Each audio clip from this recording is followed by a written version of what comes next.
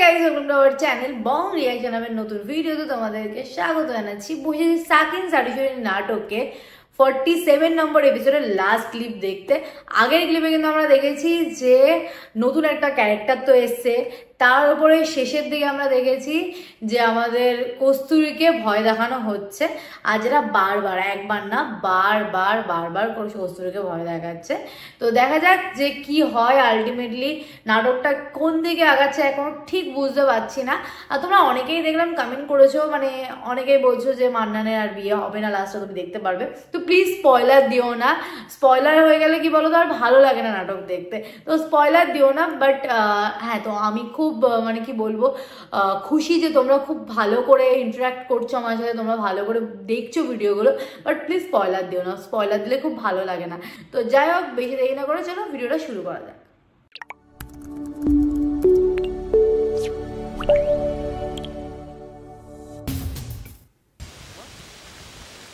হ্যাঁ, ডাক্তারবাবু হেঁটে আসছে না?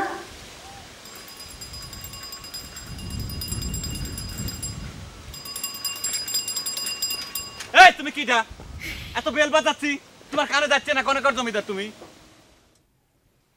এই সারিসুরি গায়ের জমিদার আমি, নাম হচ্ছে হাসু। কিটা পকেটম্যান হাসু না তুমি? জেলের থেকে কবে ছাড়া পাইছাও? এই হয়েছে 2-4 দিন, কিন্তু কথাটা তুমি ঠিক কইলে না। কথাটা জেল হবে না, হবে হাজত। কথা একই হইলো, লাল দালানের ভাত তো খাই আসলে সেটাই সবচাইতে বড় কথা, বুঝছাও? কথা বড় ছোট যেটাই কও, কিন্তু এই হাজত আর জেলখানার মধ্যে আকাশ পাতাল পার্থক্য। খুব ভালো কাজ করেছে। তোমার শরীর মন কিরাম আছে? ভালো? এই হাসু, গায়ে হাত দিয়ে কথা কইছো কিসের জন্য? রোগী টোগী পাচ্ছে তো ঠিক? আশ্চর্য ব্যাপার, শরীর ভালো না থাকলে এবার আমি সাইকেল চালা আসলাম কাবা করে। ও তাই তো, ভুলেই গেছিলাম। আচ্ছা ভালো দেখে নে। হ্যাঁ এই এই হাসু, এই হাসু পকেট মার, আমার মানি ব্যাগ পড়ে গেল, মানি ব্যাগ পড়ে গেল। আমি নিশ্চিত করেছিলাম ইমা ডাক্তারের পকেট মেরে দিয়েছে। আজ পর্যন্ত আমি কোনোদিন দেখিনি যে সাকিব সারিশরী গায়ে কেউ হচ্ছে ডাক্তারের সাথে কোনো এরকম করেছে। এই গায়ে হাত দিবি না। গ্রামে আইসি তুমি ধর্ম টাকারি শুরু করেছো, তাই না? তোমাকে তো আমি বিশ্বাস করেছিলাম অন্যভাবে। ভাই মানি ব্যাগ দাও, ওই এই মানি ব্যাগ দাও। কনে মানি ব্যাগ? কি হলো? মানি ব্যাগ দাও। গায়ে হাত দিতে হবে কেন? আমি তো বিশ্বাসই করে পারতেছি না, তুমি আমাকে মানি ব্যাগ মারি দিলে। এই তোকে দেখা জিনিস বিশ্বাস না করে এই একটা সমস্যা। আরে শোনো, কথায় আছে বিশ্বাসে মিলায় বস্তু, তর্কে বহুদূর। দাও ধরো। তুমি না কেবলমাত্র তোমার গায়ে খালি একটু না হাত দিলে, সাথে সাথে মানি ব্যাগ মারি দিছো। আমি তো বিশ্বাসই করে পারতেছি না। তুমি কি মন্ত্র টন্ত্র কিছু জানো নাকি? আরে দূর, মন্তর টন্তর কি কাও? হ্যাঁ, তুমি না দুবাক মানুষ, মন্তর টন্তর বিশ্বাস করো? আমি ওইসব সাইপাস বিশ্বাস করি না, বুঝছো? তালি পরে মনে করে তুমি ম্যাজিক জানো, নাহলে নজরবন্দি। নজরবন্দি কাক কয় সেটা খবর পারি না, তা ম্যাজিক হতে পারে। যারা ম্যাজিক জানে তারা তো কয় ম্যাজিক নাকি ওই হাত ছাপায়ের খেলা। আমি তো হাত ছাপায়ের খেলাই দেখাই নাকি ডাক্তার? ভাই রে, হ্যাঁ, তোমার কথা মেলা মানুষের মুখে শুনেছিলাম, কিন্তু তুমি তো খুব বিখ্যাত মানুষ দেখতেছি। আরে মানুষ কয় না, কাও বিখ্যাত পকেট পাই। ভাই তোমাকে আমার গুরু মানবার ইচ্ছে করতেছে এখন। আল্লাহ আল্লাহ আল্লাহ, কি করছে? আমার গুরু ওই মগা সর্দার এখন ওই সারিসুরি গ্রামে জীবিত আছে, বুঝছো? আমাকে যদি গুরু কও তাহলে তার অপমান করা হয় না? হ্যাঁ, দেখো সব ঠিকঠাক আছে কিনা? আছে। আচ্ছা, মেলা দিন তো আমি গায়ে নাই, বুঝছো? আমার গায়ের খবর টবর একটু কও দিনি।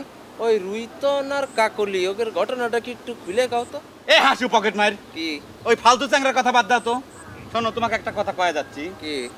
এই যে মানি ব্যাগ, হ্যাঁ, এর ভিতর কিন্তু কোনো টাকা পয়সা ছিল না, বুঝছো? মানি ব্যাগটা একদম উপহার দিছে তো, সেই জন্যই গেলেন। এ শালা ডাক্তার আবার দেখাবে রে, সাবধানে থাইকে না তোমার ওই ডাক্তারি ব্যাগ নিয়ে, বুঝছো?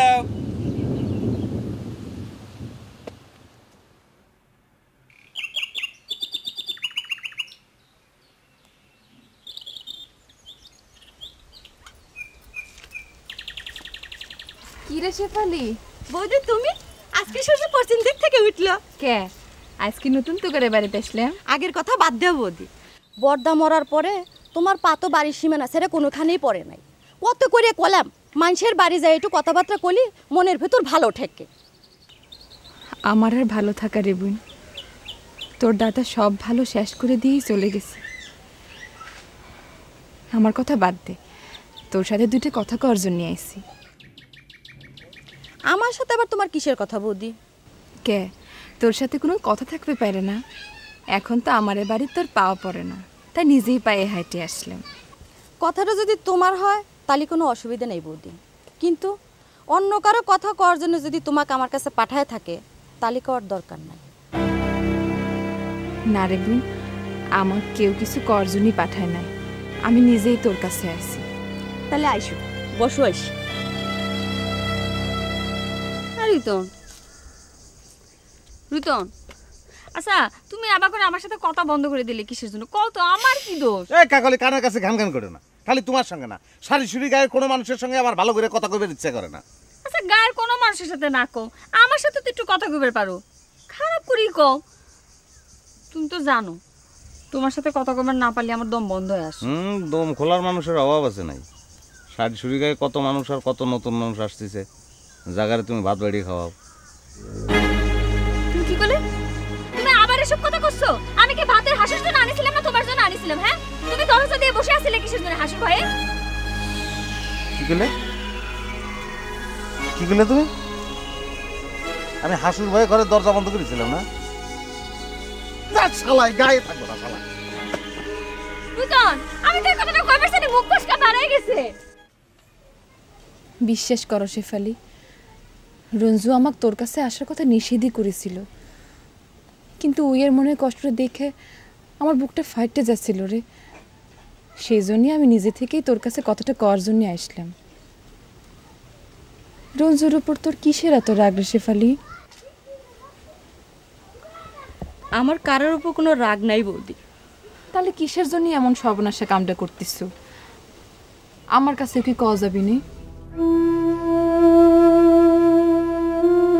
আমার ইচ্ছা হচ্ছে কথাটা তোমার কাছে কই বৌদি, আর যদি কোনোদিন কারো কাছে কওয়া না হয় তুমি রঞ্জু ভাই কয়া দিও আমি তাকে কোনোদিনও ভালোবাসি নি, সে শুধু শুধু আমার জন্য পাগলামো করেছে।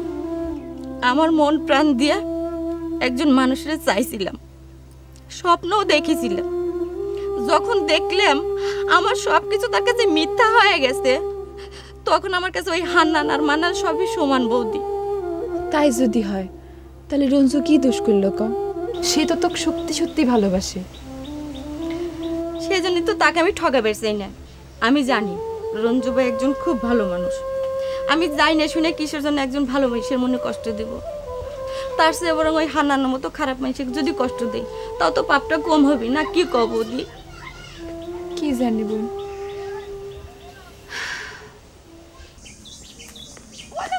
আমার ভুল হয়ে গেছে, আমার শুধু মাফ করে দাও, দরকার হয় আমি তোমার বাড়িতে নিজে ভাত পাকাই তোমার খাও। ভাত পাকায় খালি কি তুমি মনে করো যে আমার অপমান উঠে আসবে না? একটা থার্ড ক্লাস পকেট মারে আমি ভয় করি। এই কথা শোনার আগে তো সারি সুরি গাছের আমার চলে যাওয়া উচিত ছিল, খানিক দেরি হয়ে গেছে। কোন তো মুখ ফসকে বার হয়ে গেছে, ঠিকই তো। যে রুতনে মন্ডল সাহেব ভয় করে না, সেই রুতনে একটা পকেট মারে ভয় করবে? চলো তাও তুমি চলো চলো। যাইবার বাড়ি কিন্তু একটা শর্ত আছে। কি শর্ত করে ফেলো? আমি সব শর্তে রাজি। সকলের সামনে হাসুর গলায় ফাঁস করে চর বসাই দিতে হবে, পারবা? ঠিক আছে আমি রাজি, তাও তুমি চলো চলো তো। এখানে বসো। কি হলো কস্তুরী, তুমি ঘরের মধ্যে ডাকিলে আসলে কি জন্য? কলেম যে সাংঘাতিক একটা ঘটনা ঘটে গেছে। কি এমন সাংঘাতিক ঘটনা ঘটেছে তার জন্য তুমি আমার ঘরে এলে আসা লাগবে? কে তোমার আর গোলামের কথা কেউ দেখে ফেলাইছে নাকি? হ্যাঁ শোনো, আমি আগে কয়ে রাখতেছি এইসব ব্যাপারে আমি তোমার কোনো রকম সাহায্য করে পারবো না। হ্যাঁ, গোলামের কথা করার জন্য আমি আপনার ঘরের মধ্যে নিয়ে আসি নাই, কথাটা শুনি ভয়ে আপনারও হাত পা ঠান্ডা হয়ে যাবে। আর দূর, কি সব যে কথা কও না, এই মান্দান ঠান্ডা হয়ে যাওয়ার মতো জিনিস না, বুঝছো? কও দেই কও, কি দেহে তুমি এত ভয় পাইছো কও? রসুন ভাই আমার ঘরে আইছিল একখান পিস্তল নিয়া, পিস্তল দেখে তো আমার হাত পা ঠান্ডা হয়ে যাবার মতো। পিস্তল মধ্যে পুলিশ ছিলাম, কভার পারতেছি না, কি ভয়ঙ্কর দৃশ্য, আমার তো অবস্থা খারাপ। একটা কিছু করো মান্নান ভাই। তুমি ঠিক দেখিস তো কস্তুরী, ওটা কি সত্যিই পিস্তল ছিলে? আমার মনে হয় কি তোমার ভয় দেখানোর জন্য খেলনা পিস্তল দিয়ে ভাবলেছে, বুঝছো? কি করছেন মান্নান ভাই, আপনি রসুন ভাইকে চেনেন না? আপনি তদন্ত করে দেখেন পিস্তলটা সত্যি না খেলনা। তোমরাও হইছা ঝামেলার পর ঝামেলা বাঁধাও, এত কিছু করে আমার বিয়েটা হবে লেছে, আর এর মধ্যে তোমরা আবার একটা ঝামেলা বাঁধা বসে রয়েছো। শোনো কস্তুরী, তোমাকে আমি একটা অনুরোধ করি, এই কথাটা তুমি শুক্রবারের আগে কেরুক করে না, শুক্রবারটা ভালো ভালো বার হয়ে যাক, তারপরে দরকার হলে এইটা নিয়ে সালিশ দরবার করে সবকিছু ঠিক করবো না, বোঝো না? কে এইটা কথা কবে গেলি তোমার চাচাতো ভাই সব কিছু গ্যাস দাম করে আমার বিয়েটাই বন্ধ করে দেবিনি, বুঝছাও?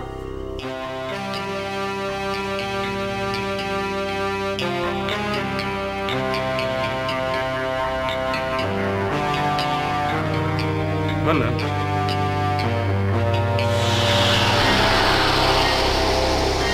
জেনে গেছেন তোর সাথে আমার কথা আছে। আয়। কিন্তু রোশন, আমার একটা জরুরি কাম রয়েছে। আমারটা আরো জরুরি। আয় আমার সাথে।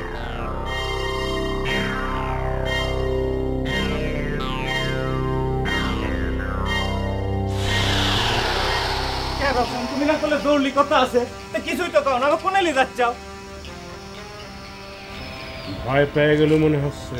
না, ভয় পাওয়ার তো কোনো কাম বাদে নেই রোশন। তোমার কইলাম না আমার একটা জরুরি কাম রয়েছে। তোমার কি কথা এনে কই ফেলা? সব কথা তো সব জায়গায় পাওয়া যায় না দাদা। হারালে সব।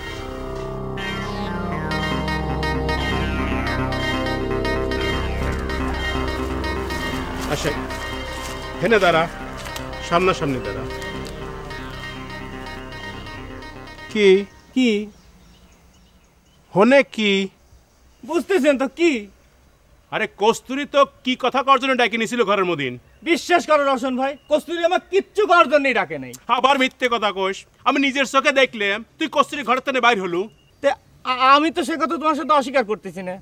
কস্তুরি তো আমাকে ডাকে নেই তার সাথে কথা করার জন্য। আমি কস্তুরির সাথে কথা করার জন্য গেছিলাম। কস্তুরির সাথে তোর কিসের কথা? কে শুক্রবার দিন যে আমার বিয়ের কথা ঠিক আছে সেটা তুমি জানো না? সেই সব নিয়ে কথা দেখ মান্নান, আমার সাথে ইয়ের কি করবার চেষ্টা করিস নে।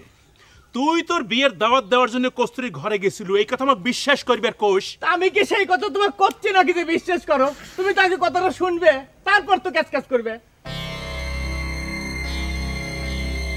ঠিক আছে,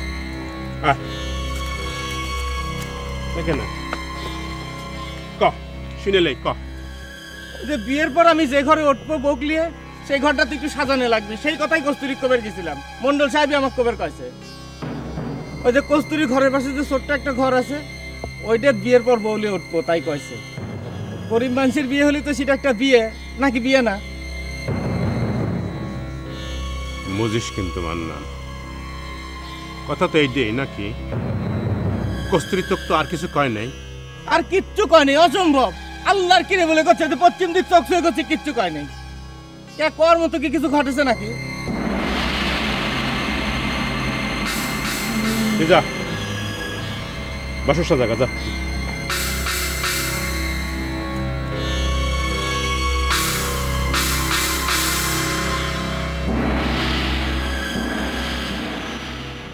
আমাদের ডাক্তারবাবু কোথায় যাচ্ছে হেলতে তুলতে?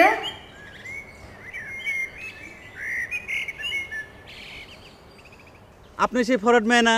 যাক, আপনার ভালো হইলো। আপনার জন্য একটা জরুরি খবর আছে। আমার জন্য খবর? কিসের খবরটা ডাইরেক্ট আপনার না, যে আপনার কাছে চিঠি লাগে সেই গুলাম চোরের। তার খবর আপনি আমার দিয়ে পাইছেন কি জন্য? আচ্ছা, আমি তো আপনার সেদিন কলাম আমি কাউকে কোনো চিঠি দেই নাই, সে কথা আপনার বিশ্বাস হয় না? বুঝি দেখেন, এতটুকু বোঝার মতো বয়স কিন্তু আমার হয়েছে। আপনি যতই চালাকি করেন তাতে কোনো লাভ নাই। আপনি গুলামের কাছে যত খুশি চিঠি লেখেন তাতে আমার রাগও নাই, হিংসাও নাই, দুঃখও নাই। তাই গুলামের সাথে আমার একটা ঝামেলা আছে, সেটা অন্য কারণে। তাই আমি চাই না ডাক্তার হিসেবে কারো এত বড় একটা সর্বনাশ হয়ে যাক। খবরটা সেই জন্য আপনার মাধ্যমে দিবে চাইছিলাম। এখন শোনা না শোনা আপনার ব্যাপার, গেলেম। কি সর্বনাশ সবিতার প্রয়োজন? এই তো রোগ ক্লিয়ার হয়ে গেল। তালি পরে এতক্ষণ পলান টুকটুক খেলতেছিলেন কিসের জন্য কন তো? শোনেন, ডাক্তারের কাছে কোনোদিন কোনো রোগ চাপিয়ে রাখবেন নাই, লুকাবেন না। সেটা যে রোগী হোক, প্রেম রোগ হলি পরে, বুঝছেন? এখন কি আপনি কথাটা কবেন? কথা তখন দিছি, তখন তো কবই। আর এই কথা কওয়ার জন্য আমি এত দূর সাইকেল মেরে আইছি, বুঝছেন? একটু ফাঁকে আসেন, গোপনে কই। গোপনে আসেন, আসেন। আপনি দেখতে ফাইন, সেই জন্য গোপন কথাগুলো আমি করছি। ওই যে আমাদের সারিসুরি গ্রামের শিফালি আছে না, তার সাথে যে মন্নানের বিয়ের কথা হচ্ছে, আপনার গুলাম চোর সেই মন্নানের পক্ষ নিছে। এই কথা শোনার পর শিফালির যে খালাতো ভাই আছে রঞ্জু, ড্যাঞ্জারা চাওয়াল, খেপে গেছে, চেটে গেছে। শিফালিক সে মেলা দিন ধরে হাবুডুবু খাচ্ছে প্রেমে, মরার মতো অবস্থা, বুঝছেন? দরগায় মানত করেছিল রঞ্জু, কোনো কাম হয় না দেখে এখন সে কিন্তু ডাইরেক্ট অ্যাকশনে যাওয়ার চেষ্টা করতেছে। যে কোনো মুহূর্তে চেতে ফায়ার হয়ে যে কোনো অঘটন ঘটা দিতে পারে। আপনি সেই জন্য কথাগুলো গুলামে কয়ে দিবেন, সিটির ভিতর লিখে দিবেন, দরকার হলে আমি আবার পড়িয়ে দেবো। বিরাট সর্বনাশ হয়ে যাবে পারে, বুঝছেন? দেখে নিলেই আবার একটা ফালতু ঝামেলা পাবে। দেখে তো আমার মনে হচ্ছে তো এই এপিসোডটা তো এখানেই শেষ। পরের এপিসোডে দেখবো যে দেখার পরে কি হলো, কারণ একবার মান্নানের সাথে কথা বলতে দেখে তাই রেগে ফায়ার হয়ে গেছিল। এইবার সারিসুরি গ্রামের একজন ডাক্তারের সাথে কি গোপন কথা বলছে সেটা জানতে পারলে তো ব্যাস, সেটার জন্য তো আরো রেগে ফায়ার হয়ে যাবে। তো যাই হোক, দেখা যাক। নাটকটা তো বেশ ভালো লাগছে, প্রত্যেকটা ক্লিপ বেশ মজাদার, বেশ ইন্টারেস্টিং। আর আশা করি তোমাদেরও আমার মতোই ভালো লাগছে আমার রিয়াকশন ভিডিও দেখতে। ভালো লাগলে লাইক শেয়ার করতে কিন্তু ভুলো না, চ্যানেলটাকে সাবস্ক্রাইব করে রেখো। তো চলো এই ভিডিওটা এখানেই শেষ করবো, দেখা হবে নেক্সট ভিডিওতে, ততক্ষণের জন্য টাটা।